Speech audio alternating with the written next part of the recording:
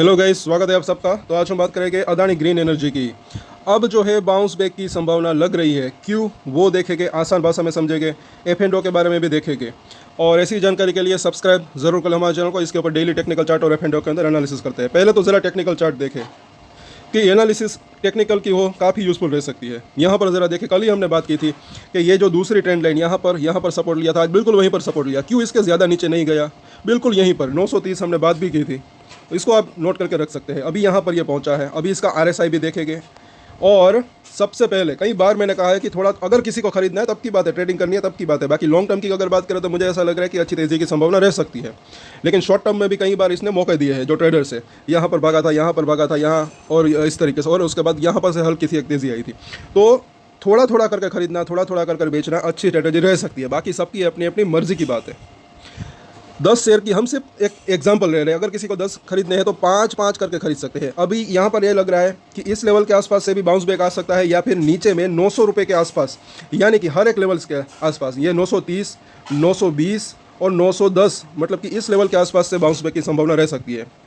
तो अगर किसी को ट्रेड करना है तो इस तरीके से करना है तो कर सकते हैं। इस प्राइस के ऊपर आसपास आधा और आधा इस प्राइस के आसपास, जब भी ठीक लगे, वो भी स्टॉप लॉस के साथ अपनी कैपेसिटी के अनुसार।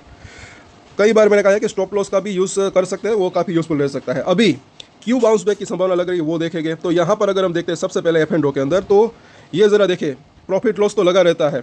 ये ऊपर की स्ट्राइक के ऊपर अभी भी इतने ज़्यादा, एक तो ओपन इंटरेस्ट बिल्डअप है, अब इनको भी नुकसान हो रहा होगा। यहाँ पर ज़रा देखें, जिन्होंने बेचा होगा तो अब उनको ये खरीदना पड़ सकता है इतना ऊपर में। अगर ये खरीदते हैं तो अभी भी वो वेट करके बैठे। यहाँ पर भी आप देखें, आज हल्का सा जो है कॉल की पुट की यहाँ पर अंडरबाइंडिंग हुई है, थोड़े से ट्रेडर्स भागे हैं। लेकिन यहाँ पर 940 के ऊपर, चाहे जिस प्राइस के आसपास है उसके मतलब कि थोड़ा सा ऊपर, 930 से ऊपर फ्रेश पुट रेटिंग हो गई 400 से भी ज़्यादा की, अच्छा खासा ओपन इंटरेस्ट बिल्डअप। तो बाउंस बैक की संभावना यहाँ पर लग रही है। हालांकि नीचे की तरफ भी हल्की हल्की पुट रेटिंग हुई है। अगर ये लेवल टूटता है तो फिर 900 का सपोर्ट हो सकता है। लेकिन अभी फिलहाल ये यहाँ पर लग रहा है F&O के अंदर बात करें तो यहाँ पर अच्छा सपोर्ट मिल सकता है। फ्रेश पुट रेटिंग भी हुई, टोटल ओपन इंटरेस्ट भी अच्छा खासा बिल्डअप है। साथ साथ इस तरफ अगर हम देखते हैं तो पुट जो कॉल राइटिंग है 940 की स्ट्राइक के ऊपर ज़्यादा नहीं है, हल्की सी कॉल राइटिंग ही हुई है।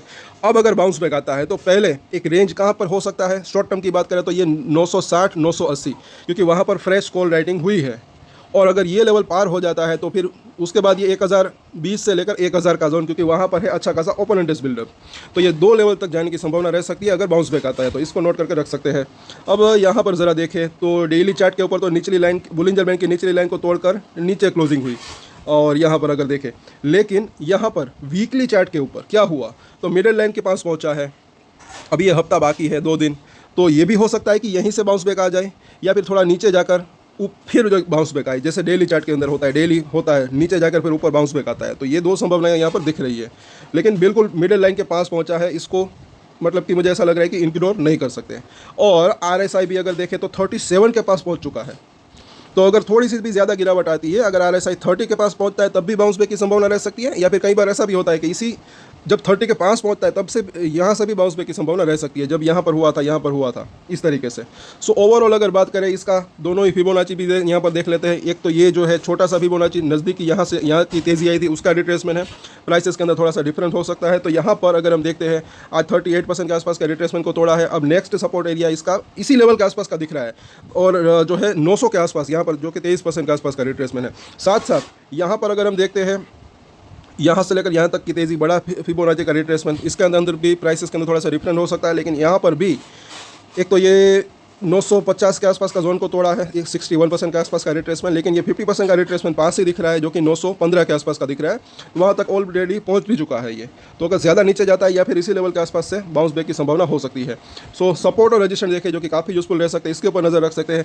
एक तो यही इसका सपोर्ट एरिया हो सकता है, पहली बात। उसके नीचे, जैसे कि हमने वीडियो के शुरुआत में बात की, अब जो है 10-10 रुपये की अगर बात करें, जैसे कि 920, 910 और 900 का जोन, यहाँ से एक सपोर्ट मिलने की संभावना रह सकती है। कभी भी बाउंस बैक की संभावना रह सकती है, या तो इस लेवल के आसपास या तो लेवल के आसपास।